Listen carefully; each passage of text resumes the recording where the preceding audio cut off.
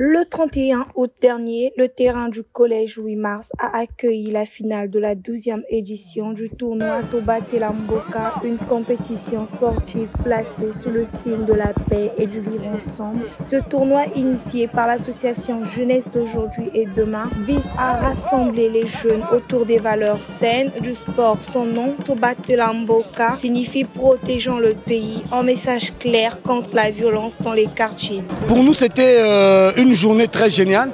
Après 3 ans d'absence dans nos quartiers, que le football ne s'est pas joué. Il était très important aussi de réunir ces jeunes-là dans les activités saines, très sportives, pour les conscientiser, pour que tout événement qui doivent passer au pays, qui doivent bien ordonner. Mais moi je pense que quand on parle de la conscientisation, ça devait passer d'abord dans nos quartiers. Voilà, nous avons organisé ce tournoi. Le titre est Batelamboka. Batelamboka signifie protégeant le pays. Protégeant le pays avec des valeurs saines. Protégeant le pays en évitant aussi les jeunes dans des actes de barbarie, dans la délinquance. Aujourd'hui, nous sommes ici au CG 8 mars pour le tournoi. Vous avez constaté que nous sommes à la 12e édition.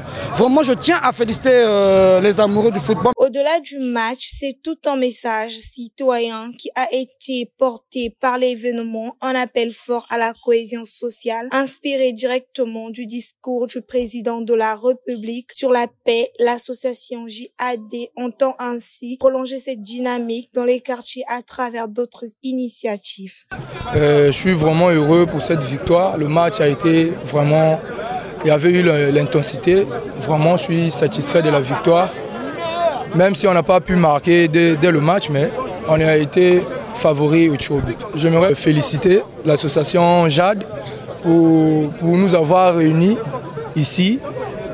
Donc, vraiment, que ça finisse pas aujourd'hui. Je souhaite que ça continue toujours dans les années à venir.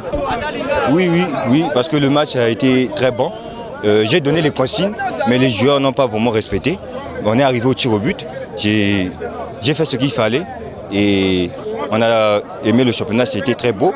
On a vraiment fait les efforts et ça a donné ça. Voilà, nous sommes là.